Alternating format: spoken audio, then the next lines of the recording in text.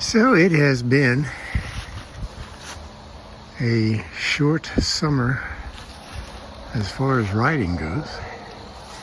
It is October 14th, 2025, and we are going to try to sneak in a fall ride, look at some colors down in southern Ohio this time, rather than riding all the way into Pennsylvania, because it takes too long just to get there, and then you don't have very much time to ride around. So we're just going to head south down to that hilly country below Warren, southwest of Youngstown. Found a place that might serve up some good food for lunch. Come on back, take it easy. Might be the last ride of the year. And we'll give this old girl her fall oil change, clean her up, and put her to bed for the winter. So, hope to talk to you along the way.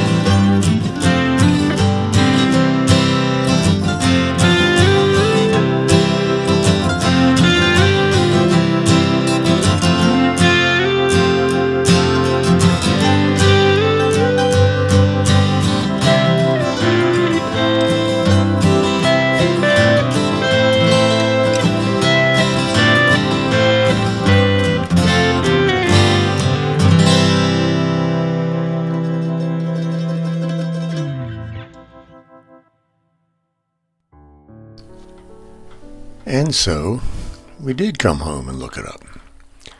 This covered bridge is named the Sells Covered Bridge. It was also known as Roller Mill Covered Bridge.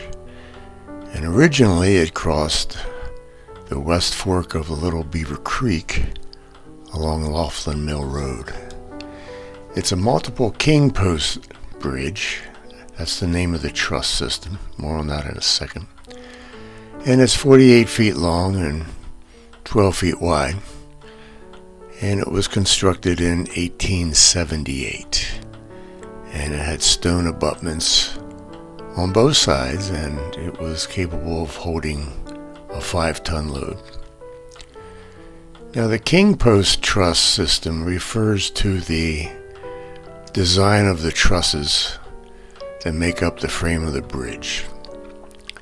Remember that a covered bridge is only covered in order to protect the materials used to support the roadway, which was typically wood, protected from the elements. Basically, a covered bridge is a bridge that's inside of a building, and the truss system is used to add stability to the building. Sometimes it helps to distribute the loads of the roadway, but it doesn't support the roadway like a suspension bridge does. It only is there to add lateral and longitudinal support to the building. So the king post truss system was one of the earliest truss systems used in building architecture, and some say it dates back to the Roman period. That vertical post is called the king post. It has two diagonals on each side. Very basic, use for small and medium-sized covered bridges, and looks a whole lot like the trusses that you might find that built the roof of your house. Now, the original 1878 bridge, including its foundations, cost a whopping $632. In the 1980s, the bridge had degraded somewhat, and it was propped up on wooden cribbing, and it ended up in such poor condition that the county closed both the bridge and the road. And in 1989, it was dismantled and stored for safekeeping. In 1991, the bridge was then moved here to Scenic Vista Park, and it was rebuilt, put back together. But unfortunately, on July 19th, 1993, some arsonists, otherwise known as kids, broke into the park before dawn and set the covered bridge on fire, completely destroying it. So the present structure is now rebuilt from that, a reconstruction, and that was completed in the fall of 1994. It rests on some cut stone abutments and is covered with unpainted vertical boards, as you can see, and it has a red metal roof. And there was no information to be found on the history of this log cabin. And as a matter of fact, with a name like Scenic Vista Park, I kind of expected more of a scenic vista. But apparently this park does have a world-class disc golf course, otherwise known as frisbee golf, I guess. So there's that.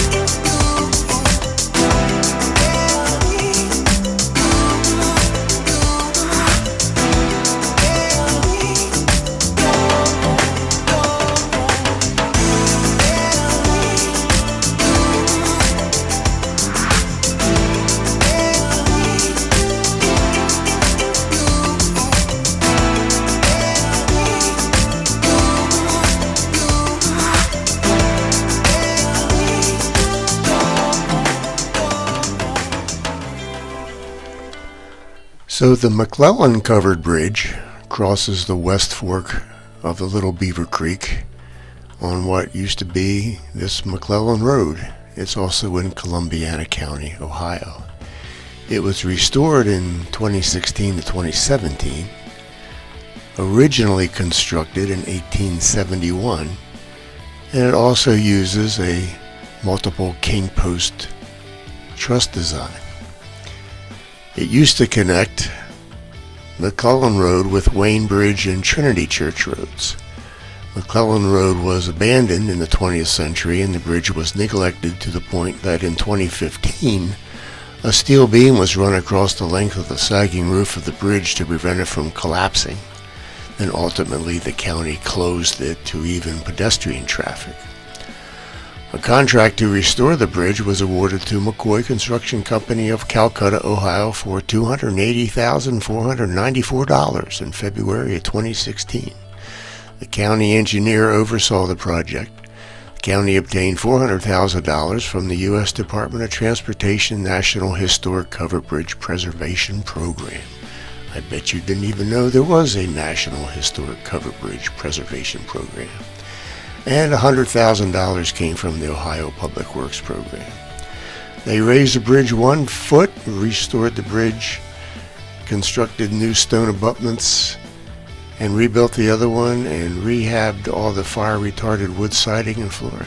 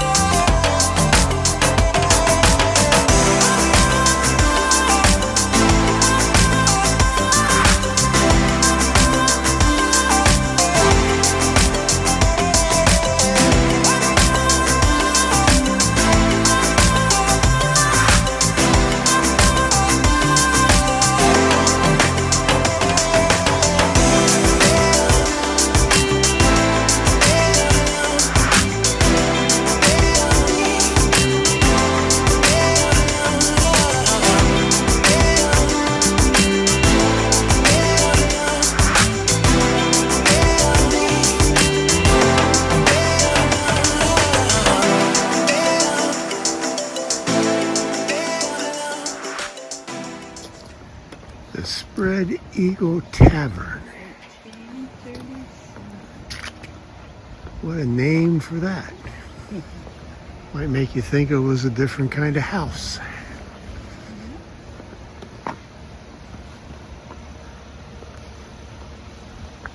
But let's see what kind of food we have.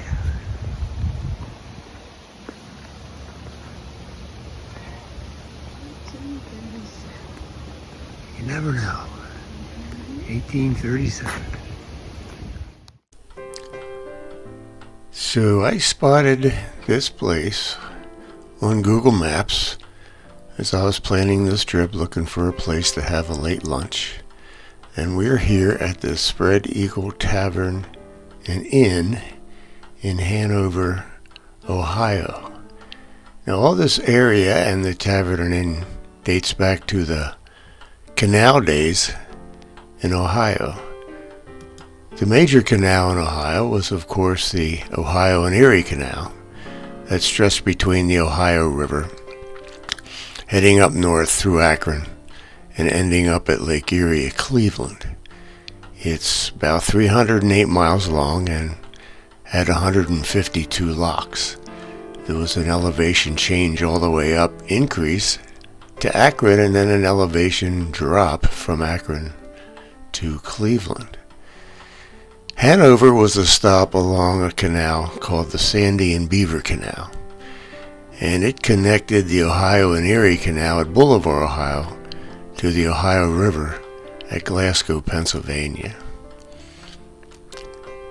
So Hanover is situated just to the west of a big canal tunnel that was part of the Sandy and Beaver Canal. So Hanover was settled in 1813 by the Quaker abolitionist James Craig. Early Hanover was known as a stop along the Underground Railroad and a safe haven for runaway slaves.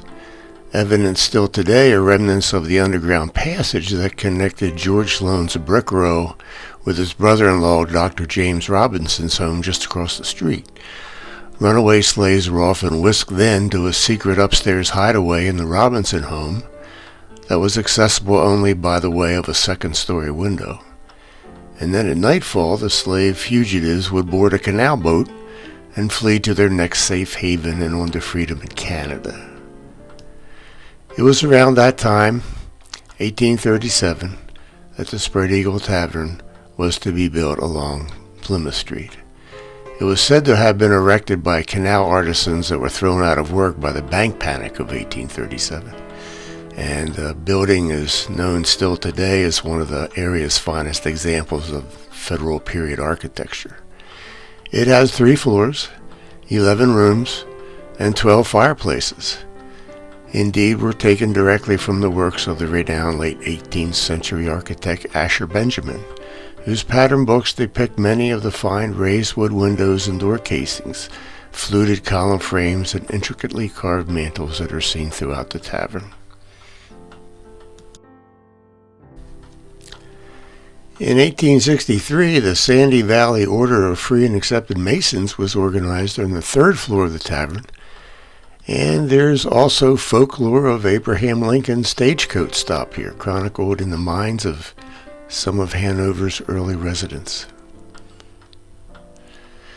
So the coming of the Cleveland and Pittsburgh Railroad in the early 1850s signaled the end of the Sandy and Beaver Canal, and ultimately the demise of the once bustling village of Hanover.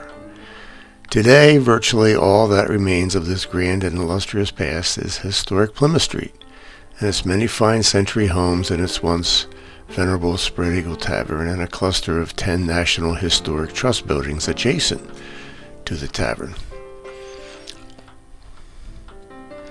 Today, more than a century and a half after the tavern was built and after a 20-month ground-up restoration, the Spread Eagle Tavern is open for business. Guests are welcome to dine in any one of 7 dining rooms, whether it be the more formal and private setting of the William McKinley Room or the more rugged environments of the Log Barn Room. Hope you enjoy the pictures. We don't take pictures of food, of what we're eating, but it was good, and we'll talk to you later.